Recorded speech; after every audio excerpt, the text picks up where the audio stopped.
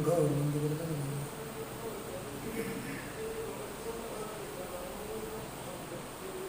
प्रवचन सर जी का ग्रंथ है,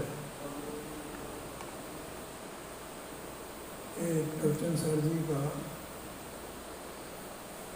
दूसरा नाम दिव्य ध्वनि है, भगवान की ध्वनि। प्रवचन माने दिव्य ध्वनि। सीधी जो बात भगवान की आई है ना, उस बात को यहाँ आचार्य देव ने लिखा है।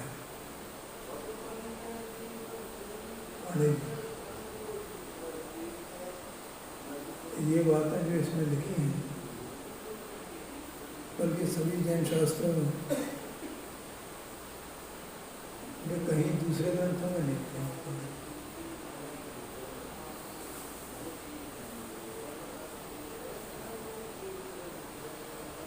बल्कि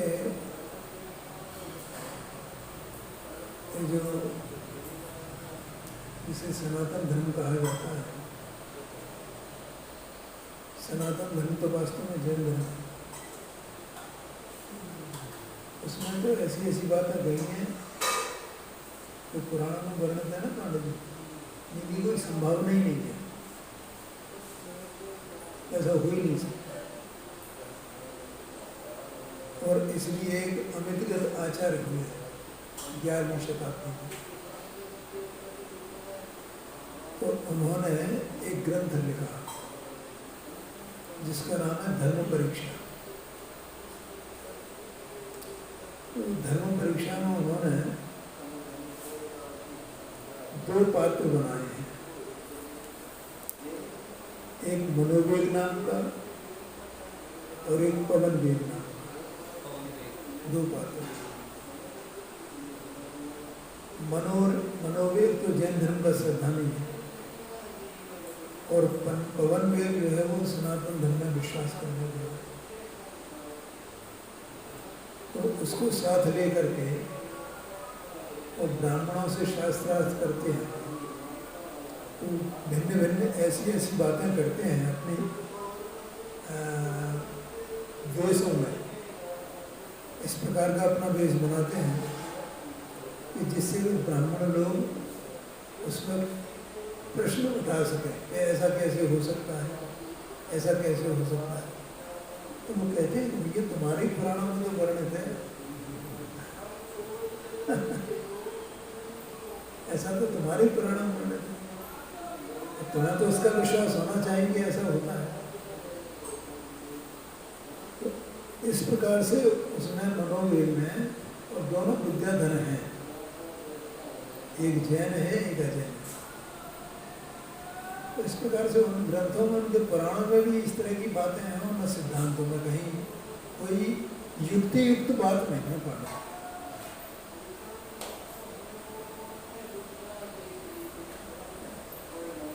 अब जैसे एक उदाहरण के लिए अपन सकते हैं, हमारे यहाँ हनुमान जी को वानरवंशी कामदेव बताया, कामदेव के समान थे, उन्होंने बंदर का नाम बना दिया। नहीं तो थे वानरवंशी विद्याधर थे और कामदेव जैसा सुंदर रूप था, और उसी भाव से वो मोक्ष गए।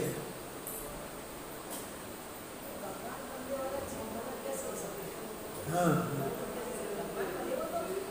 हाँ जी हाँ। और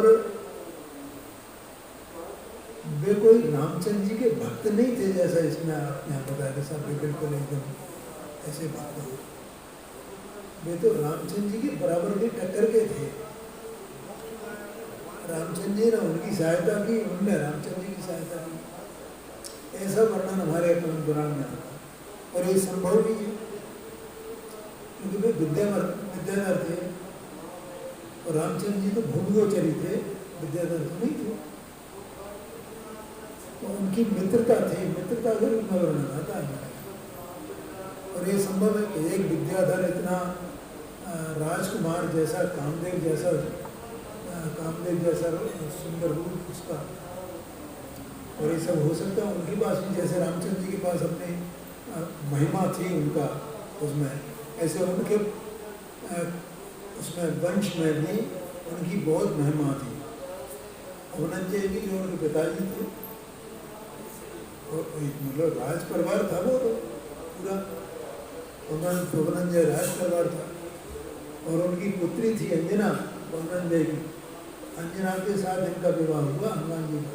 नहीं, अब अंजना माता थी, धनंजय की पत्नी थी,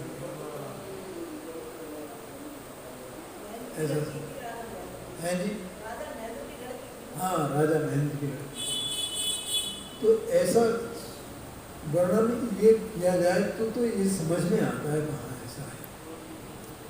लेकिन इस तरह की बातें की जाए तो वो पाने विश्वास करने योग्य नहीं। मछली से कपड़वध कर दिया उन्होंने, पसीना गिर के हनुमान जी का पसीना गिर के कैसे बच्चा हो सकता है? हाँ, क्या तो ऐसा समझना है यार, मतलब इतनी बातें चारों योग को देखें अपन, इसमें जितना भगवान का व्याख्यान है चारों योग में आया है तो वो विश्वसनीय है, मतलब उससे ही लगता है।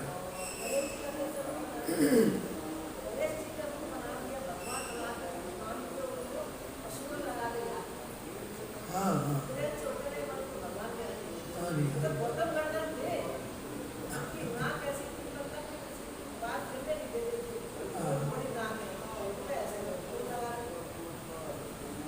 तो इस प्रकार की बातें हैं। खैर, यहाँ पर देखो इसमें 99 नंबर की गाथा गेय तत्व प्रज्ञापन महाविकार की स्वाध्याय में है।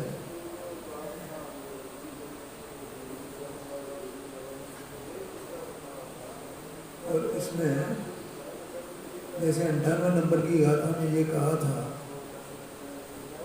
कि जो द्रव्य है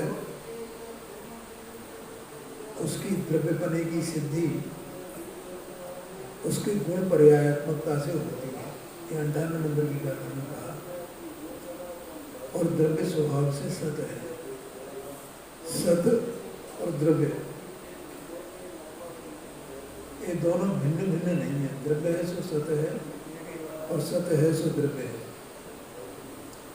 इसका दृष्टांत आपने सुना होगा, मैंने लिया था, जैसे आत्मा है सो ज्ञान है, ज्ञान है सो आत्मा है।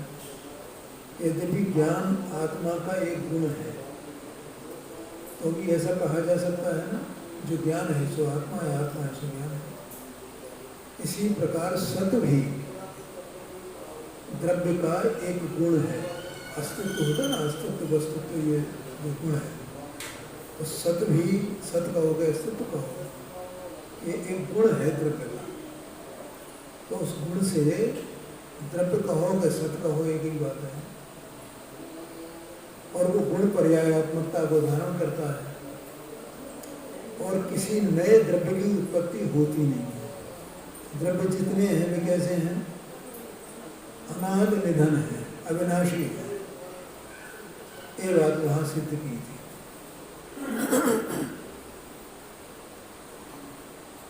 ठीक है। और अपन सब क्या हैं, यहाँ अपने को जो कुछ भी दिखाई देता है भैया ओम प्रकाश जी, जो कुछ भी इस विश्व में जो ज्ञात होता है वो सब द्रव्यात्मक है।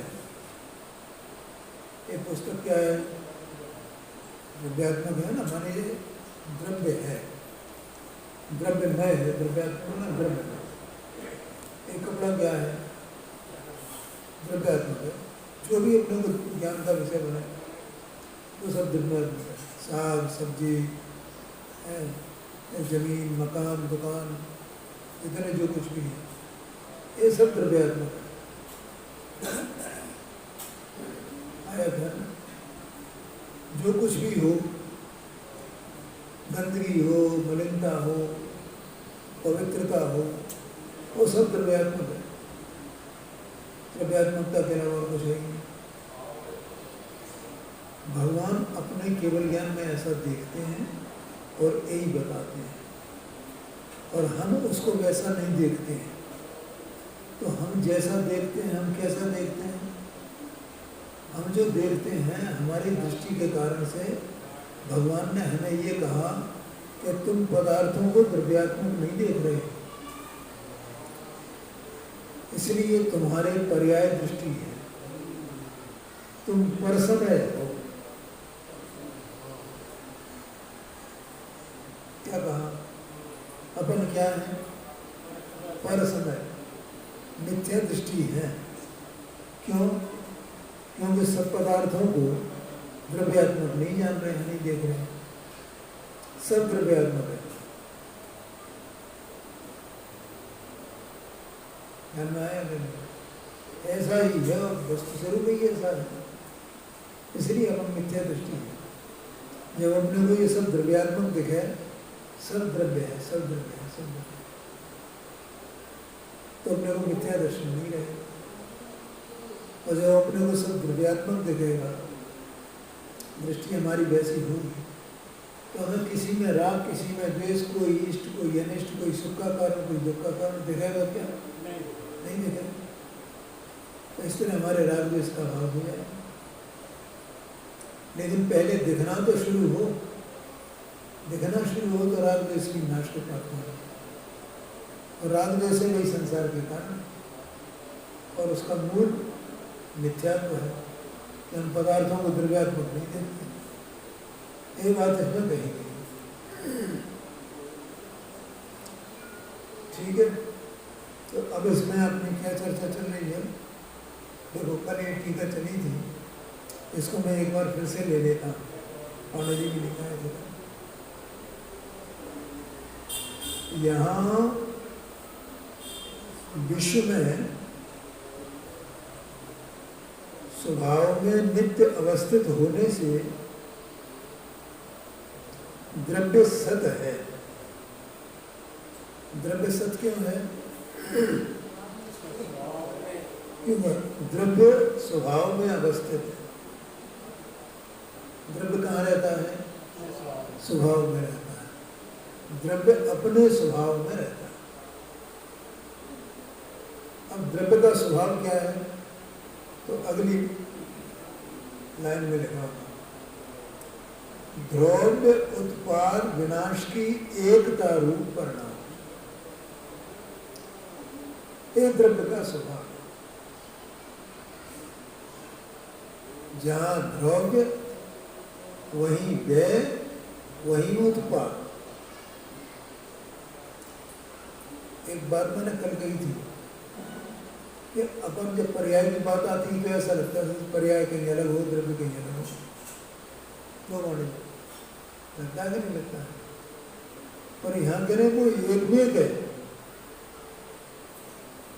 गुण पर्यायात्मकता में भी ऐसा ही, पहले गुण पर्याय से लिया था, गुण पर्याय द्रव्य। ठीक है, यहाँ उत्पाद द्रव्यता, द्रव्यात्मकता से उसके सत को, अस्तित्व को सिद्ध किया है। तो अब फिर बोलते हैं, द्रव्य कहाँ रहता है? अपने द्रव्य, व्यय, उत्पाद, ऐसा उनकी एकता रूप परिणाम, माने एक ही है वे सब। एकता रूप परिणाम है, माने जहाँ द्रव्य है वही व्यय, वही उत्पाद, वही उत्पाद है, वही व्यय है, वही द्रव्य है। उन तीनों का एकता रूप परिणाम, एक पने रूप परिणाम, ये द्रव्य का स्वभाव है। द्रव्य इस स्वभाव में रहता है। ये स्वभाव द्रव्यमय है, द्रव्य इस स्वभाव में है। बोलो, समझ में आया कि नहीं? एक एक द्रव्य, ऐसे अपना द्रव्य है ना, अंदर में चेतन वस्तु, ये कैसा है? अपना द्रव्य कहाँ रहता है?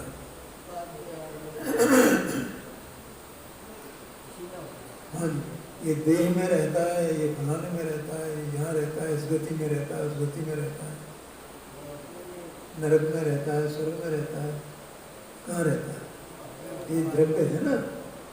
ये द्रव्य अपने द्रव्य, उत्पाद, व्यय रूप, जो एकता रूप जो परिणाम है, इन तीनों का एक पना, उस एक पना रूप स्वभाव में वो द्रव्य रहता है। ये स्वभाव उस द्रव्य में रहता है। हर एक द्रव्य, हर एक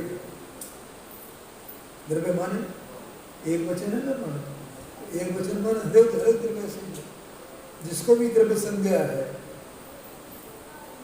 जिसका भी नाम द्रव्य है, वो द्रव्य ऐसा ही है। कल मैंने एक दृष्टांत दिया था, जैसे देह है ना, तो देह, इसमें कितने पुद्गल द्रव्य हैं? अनंत पुद्गल द्रव्य। पुद्गल परमाणु है ना, एक एक पुद्गल परमाणु, एक एक पुद्गल द्रव्य है। तो एक एक परमाणु अपने अपने द्रव्य उत्पाद व्यय की एकता रूप जो परिणाम है, उसमें वो रहता है, वो परिणाम। आया कि नहीं आएगा? एक एक परमाणु का द्रव्य व्यय उत्पाद उस परमाणु में है, वो परमाणु उसमें है।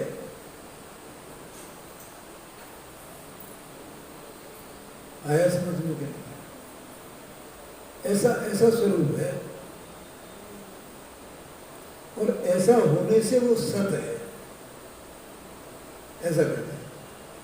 अपने स्वभाव में नित्य अवस्थित होने से द्रव्य सत है, लिखा है ना? ऐसा होने से वो सत है।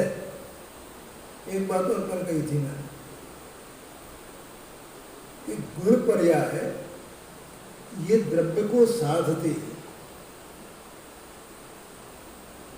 द्रव्य गुण पर्याय को साधता है। देखो आप पांडे जी, साधता है माने द्रव्य गुण पर्याय की सिद्धि करता है, गुण पर्याय द्रव्य की सिद्धि करते हैं।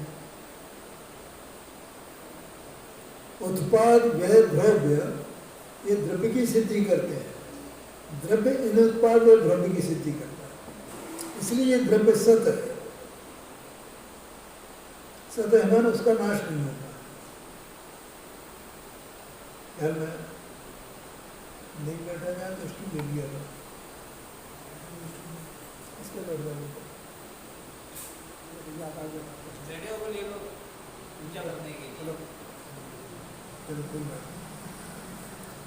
क्या है, जैसे बैठने ना जिनवाणी के बने हाँ, तो इसीलिए मैं कह रहा हूँ उसको बैठा था, कुर्सी लगी हुई तो कुर्सी आया समझ में नहीं आया। अब इसके विस्तार से आचार्य यहाँ बताते हैं। जैसे द्रव्य का वास्तु समग्र पने के द्वारा, अखंडता द्वारा एक होने पर भी, वास्तु का अर्थ क्या बताया था भैया कल नवीन? हाँ जी, हाँ। वास्तु माने जहाँ वस्तु रहती है उसका नाम वास्तु है। क्या कहा? हाँ हाँ,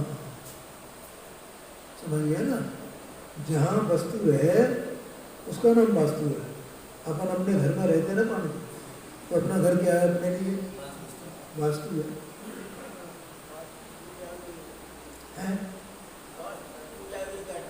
हाँ हाँ, पूजा भी करते हैं, वास्तुविद होते हैं, वास्तुशिल्प होता है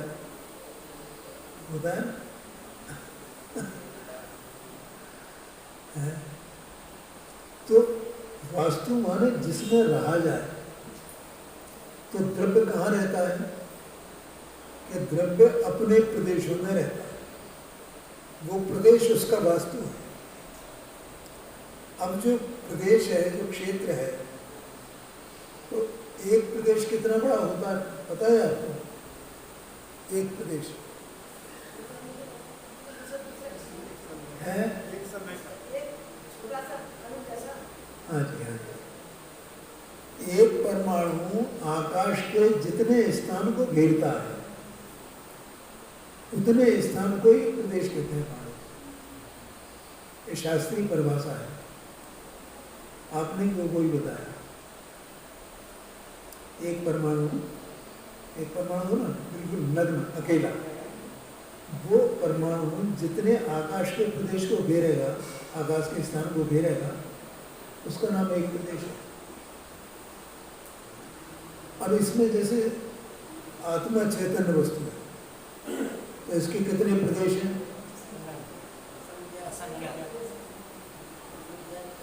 असंख्यात प्रदेश। ठीक है, अब असंख्यात प्रदेश, तो एक प्रदेश कितना है वो अभी बताए, जितने हिस्से में एक परमाणु रहता है वो एक प्रदेश है। ठीक है ना। अब ये असंख्यात प्रदेशी आत्मा है। द्रव्य की जगह अपन आत्मा को लेगा दृष्टांत के तौर पर, तो आत्मा असंख्यात प्रदेशी है। तो असंख्यात प्रदेश कितने होते हैं? ये लोकाकाश प्रमाण, इसको असंख्यात प्रदेश कहते हैं, लोकाकाश। अब लोकाकाश उसमें लंबाई, चौड़ाई, गहराई सब है ना,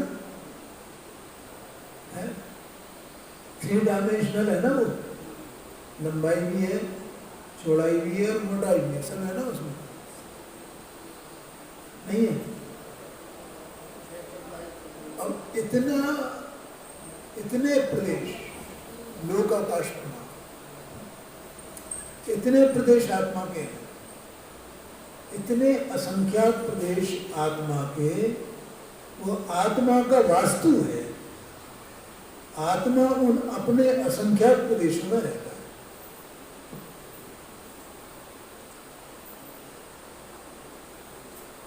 मैं कहाँ रहता हूँ? मैं आत्मा हूँ ना, मैं कहाँ रहता हूँ? एक। अब मेरे जो असंख्यात प्रदेश हैं, ये असंख्यात प्रदेश अखंड हैं कि बिखरे हुए हैं? जुड़ जाते हैं क्या? नहीं जुड़ते। कब अखंड हैं? हमेशा। तीनों काल त्रिकाल, आत्मा का तीनों काल अखंड वास्तु है जिसमें आत्मा रहता है। वो उसका वास्तु, वो उसका अखंड असंख्यात प्रदेश में जो वास्तु है, वो कभी खंडित नहीं होता है, छिन्न भिन्न नहीं होता है। अगर वो छिन्न भिन्न हो जाए, खंडित हो जाए तो क्या होएगा?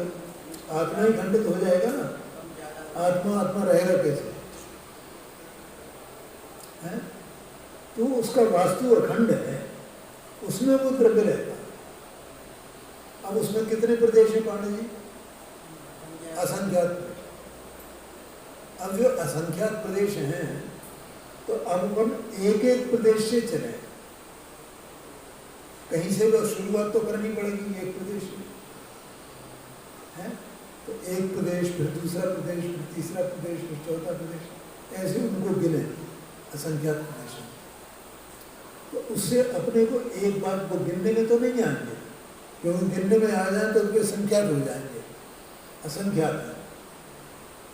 ठीक है, ये उनकी एक विशेषता है कि एक प्रदेश अपनी जगह पर है, उसकी जगह पर दूसरा प्रदेश नहीं हो सकता।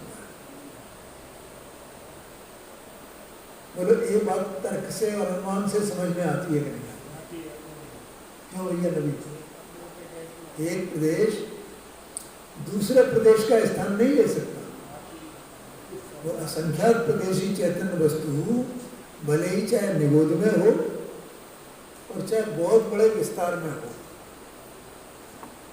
जैसे कल 1000 योजन का वो मत्स्य होता है ना स्वयंभू समुद्र में, उसकी बात करी 1000 योजन।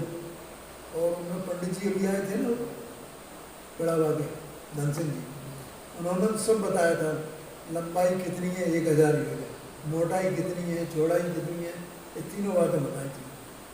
मुझे तो पता भी नहीं है, मैं तो केवल 1000 योजन जानता हूँ। हाँ, क्यों? क्योंकि जो 1000 योजन जिसकी लंबाई होगी तो उसकी मोटाई चौड़ाई भी उसी प्रकार से होगी ना,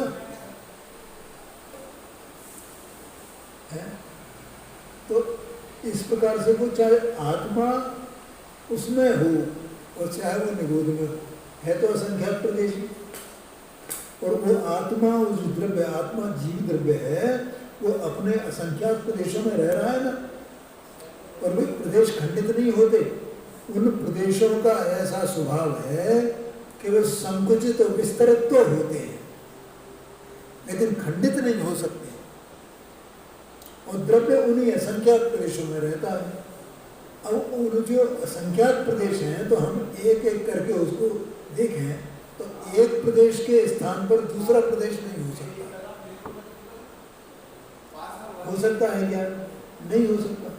एक एक प्रदेश अपने अपने स्थान पर है, ठीक है। इसका मतलब क्या हुआ कि एक प्रदेश दूसरे प्रदेश से मिलता नहीं है। क्या कहा? एक प्रदेश दूसरे प्रदेश से मिलता नहीं है। एक प्रदेश दूसरे प्रदेश से मिलता नहीं। देखो, ये अपन मान लें एक वस्तु ये है, ठीक है। अब इसमें इतने कितने प्रदेश होंगे? जितने भी हो मान लो, ठीक है। अब उसमें से ये एक प्रदेश यहाँ का है, तो यहाँ का प्रदेश तो नहीं हो सकता, बगल वाला का प्रदेश तो नहीं हो सकता, इधर वाला प्रदेश तो नहीं हो सकता, ठीक है ना। तो एक प्रदेश का दूसरे प्रदेश रूप नहीं होना, इसका नाम है व्यतिरेक। माने प्रदेशों में परस्पर में व्यतिरेक है। एक प्रदेश में दूसरे प्रदेश का अभाव है, ठीक है। समझ में आया कि नहीं आया? एक प्रदेश में दूसरे प्रदेश का अभाव है। इसको शास्त्र की भाषा में व्यतिरेक कहते हैं। यहाँ एक बात बताई गई, देखो मैं पढ़ता हूँ कि मैंने अपनी भाषा में आपकी भाषा में ये बात समझा दी।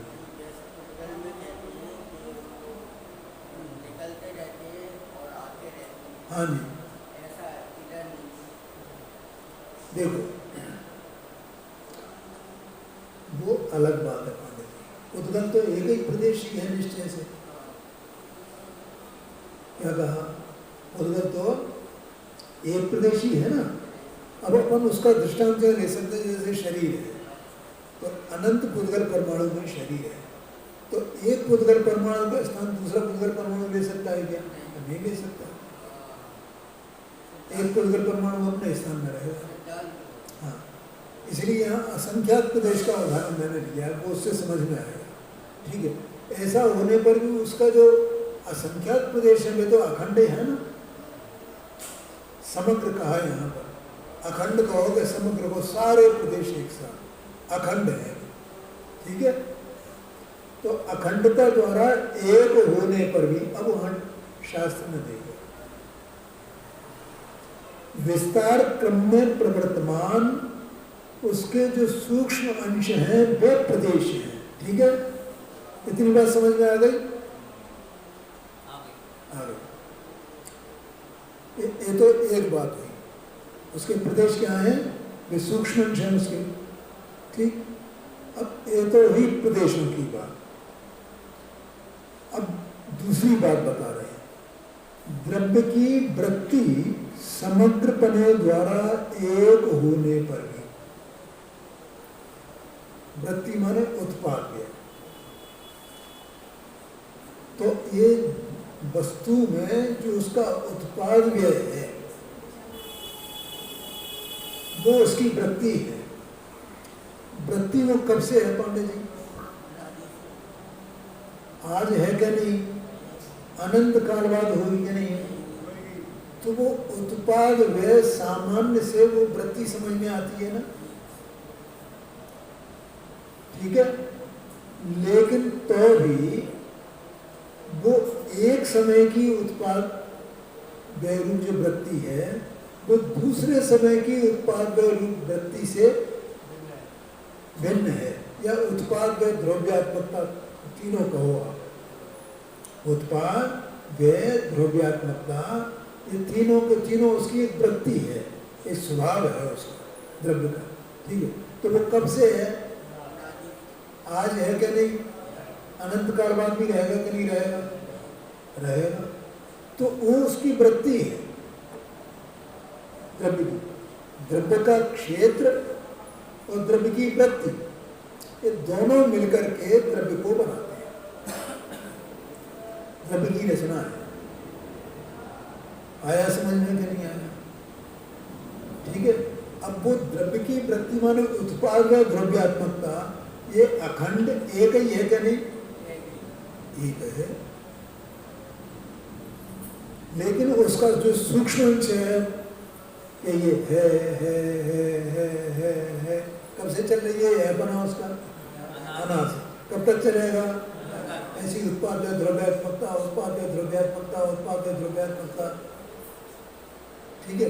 तो वो उस समग्र वृत्ति का एक अंश हुआ ना एक समय वाला, जैसे वो क्षेत्र का एक अंश हुआ ना एक प्रदेश, ऐसे ये वृत्ति का जो समग्र वृत्ति है उसका एक अंश हुआ ना, उस एक अंश को यहाँ क्या कहा? परिणाम। उसके सूक्ष्म अंश हैं वे परिणाम है। आगे समझ में? अब यहाँ दो बातें हो गई। एक तो क्षेत्र के लिए तो कहा उन्होंने विस्तार क्रम, क्योंकि जो प्रदेशों का अपन गिनेंगे ना उनको, एक प्रदेश से दूसरे प्रदेश, तीसरे प्रदेश, चौथा प्रदेश, तो ये विस्तार क्रम हुआ ना इसका, इस विस्तार पे चलेगा। ठीक है।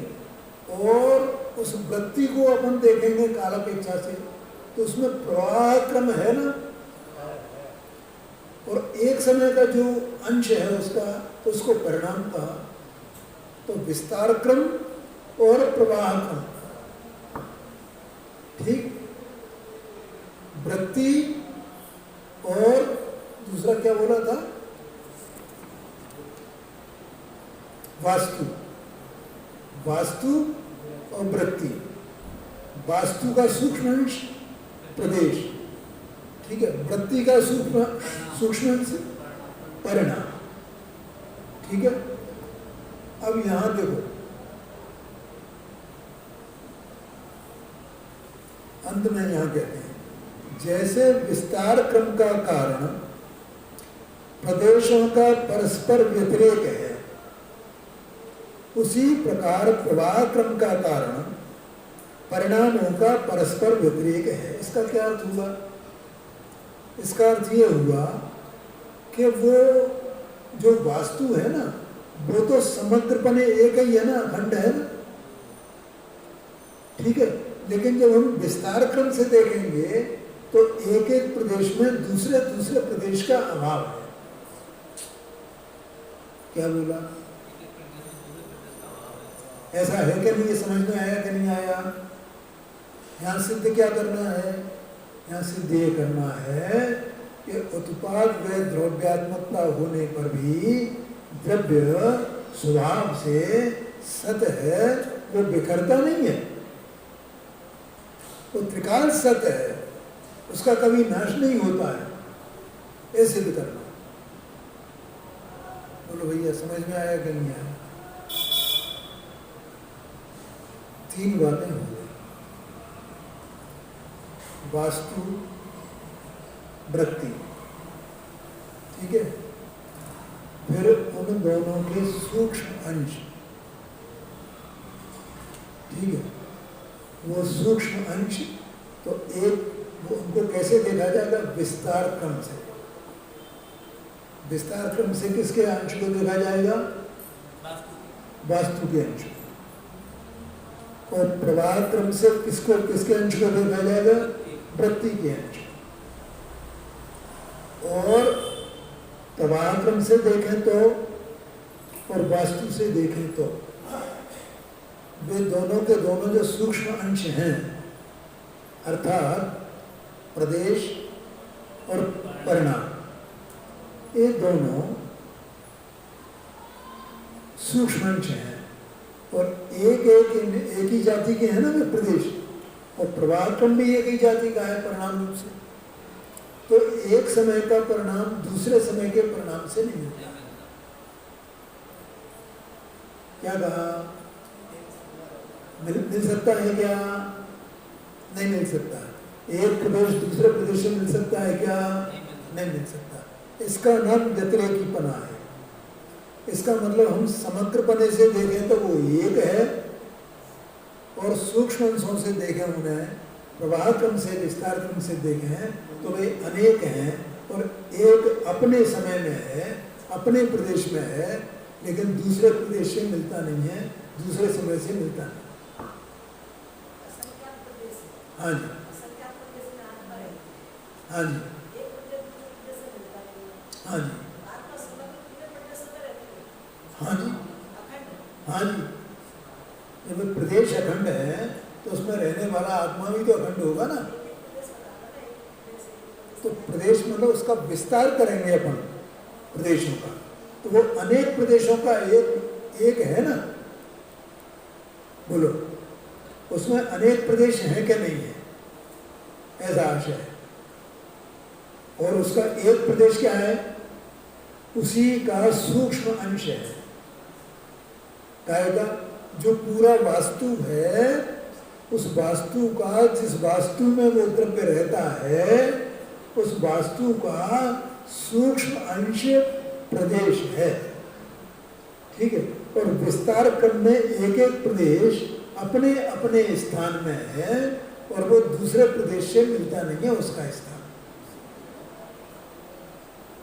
इसी प्रकार से वस्तु की जो वृत्ति है, वो वृत्ति उत्पाद द्रव्यात्मकता, ये अखंड है ना, एक है ना। ठीक है। लेकिन अगर उसका प्रवाह क्रम देखा जाए तो वो परिणाम एक समय का है। प्रवाह क्रम देखने का एक समय का परिणाम है, और एक समय का परिणाम दूसरे समय के परिणाम से नहीं मिलता है। ये तो भूमिका हुई। अभी सिद्धि क्या करनी है अपने को? उत्पाद या द्रव्यात्मक वस्तु है तो वो सत है, उसका नाश नहीं होता है, अविनाशी है। आया समझ में कि नहीं आया? अब देखो इसको सिद्ध कर दिया। अब इस कदम से तो ये हो गया, ऐसा असंगत प्रदेश में आत्मा रहता है, असंगत प्रदेश अलग हो गया, आत्मा अलग हो गया, इससे भ्रम पैदा हो जाएगा। अब तुम्हारे भ्रम पैदा हो तो कोई क्या करे? तो कथन तो नहीं रोक दिया जाएगा। ताई ने बोला क्यों नहीं रह सकता, असंगत प्रदेश और आत्मा एक ही है ना, असंगत प्रदेश हो आत्मा। हाँ जी, अलग तो है नहीं। तो अब वो कथन तो ऐसे किया जाएगा ना, जैसे आत्मा में अनंत गुण रहते हैं, तो आत्मा अलग और अनंत गुण अलग। बोलो ऐसा हो जाएगा क्या? इसमें ये बता दिया अपना संकल्प प्रदेश में खंड खंड नहीं है। हाँ जी, वो तो एक ही है। बोलने में भगवान ने देखा अपने ज्ञान का संख्या, दूसरे संकल्प बोल रहे हैं, पर देखा तो वो तो एक ही है, उसमें कोई भिन्नता है ही नहीं है। हाँ जी, नहीं है ना। आपको ऐसा प्रश्न क्यों आ गया? उनको शंका हुई ना कि नहीं, हमको कोई शंका नहीं। आपको शंका है? कोई शंका नहीं, हमको कोई शंका। ठीक है पांडे, क्या देखो, हर एक वस्तु जगत में जितने हैं सब अभेद ही है। अभेद है क्या नहीं है? भेद कहाँ दिखता है? उसमें दिखता है भेद? कोई भेद ही नहीं दिखता है। लेकिन अगर ये अभेद ही है एक तरफा ऐसा मान लिया जाए, इसमें कोई भेद है ही नहीं, कोई भेद नहीं है, सर्वथा मान लिया जाए, तो किसकी सिद्धि होगी? बताया आपको, वेदांत मत की सिद्धि होगी। कौन से मत की? भेद नहीं है माना उसमें कुछ विशेष है ही नहीं, विशेष ही नहीं है। तो जिसके विशेष ही नहीं है, एक ही है, एक ही है, ये वेदांत मत कहता है।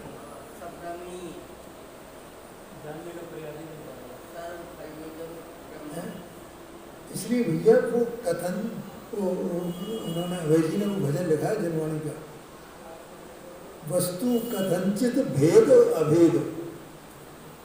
वस्तु मकान है क्या है? वस्तु कथनचित भेद अभेद, ऐसा बोला। कथनचित भेद रूप है, कथनचित अभेद रूप है। हाँ जी, नहीं, वो प्रदेश भिन्न भिन्न यहाँ बुद्धि पूर्वक अपन ने उसकी कल्पना की है इस बात की सिद्धि करने के लिए।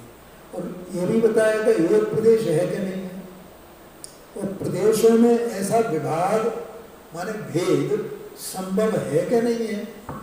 नहीं तो असंख्यात प्रदेशी है, असंख्यात प्रदेशी है, ये असंख्यात प्रदेश कैसे कहेगा? आया कि नहीं आया? देखो सब तरह के कथन आती हैं जनवाणी में। जैसे एक कथन ये है कि आत्मा व्यवहार से देह प्रमाण है, निश्चय से अपने असंख्यात प्रदेश प्रमाण है। आगे समझ में क्या आ गया? पंडित जी क्या कथन आया?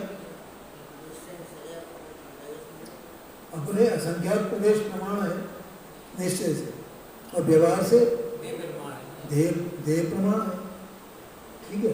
अब दूसरा कथन ये व्यवहार निश्चय, व्यवहार से आत्मा असंख्यात प्रदेशी है, निश्चय से एक ही प्रदेशी है। ये बात पंचाशत का संग्रह में आई है, शायद 32 नंबर की गाथा है उसमें आई है, क्योंकि वो अखंड एक ही क्षेत्र तो है उसका है। तो उसमें जो ये कहा गया है कि उसमें एक क्षेत्र के असंख्यात भेद किए गए उसके, तो एक व्यवहार हो गया कि नहीं हो गया? ठीक है। अब एक प्रदेश कितना होता है ये भी अपन ने चर्चा की थी। एक प्रदेश कितना होता है? ये आकाश कितना प्रदेशी है? अनंत प्रदेशी है भैया आकाश। लोकाकाश है असंख्यात प्रदेशी, आकाश तो अनंत प्रदेशी है। अब एक प्रदेश तो अनंत प्रदेश है ना, तो भैया एक प्रदेश कितना होता है? ऐसा प्रश्न आएगा कि नहीं आएगा? एक प्रदेश कितना होता है? एक प्रदेश कितना होता है? तो एक प्रदेश भैया एक परमाणु जितनी जगह आकाश की घेरता है उसको एक प्रदेश बोलते हैं।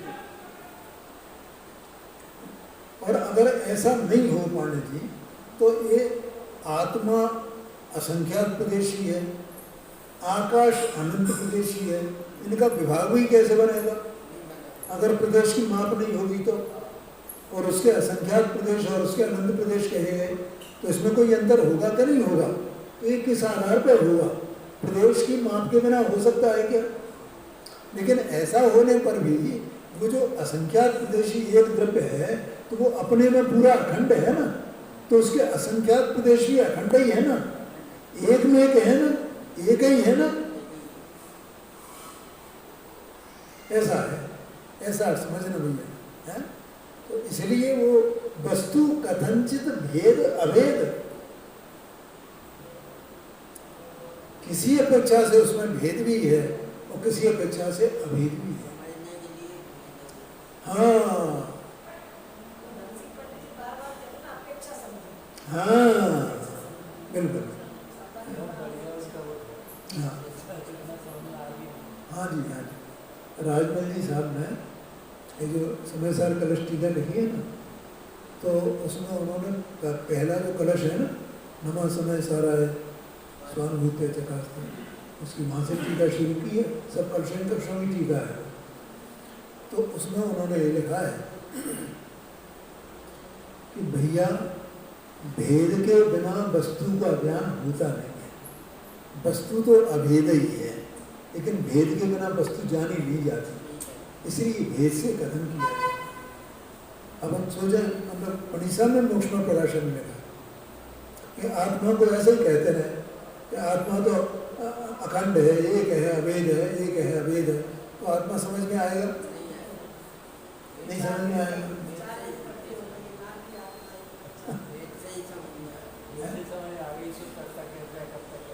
हाँ जी, हाँ। तो ये बात है भैया, वो वस्तु है, अखंड एक है, लेकिन भेद के बिना वो वस्तु समझ में नहीं आती। इसलिए यहाँ ये प्रदेशों की और इसकी वृत्ति की चर्चा की गई है। ठीक है। अब चूंकि समय भी हो गया है, इसलिए आगे की चर्चा ना फिर करेंगे।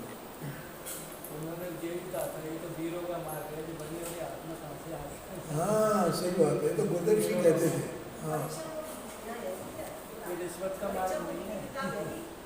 परीक्षा में हाँ है तो सही, पढ़ना है।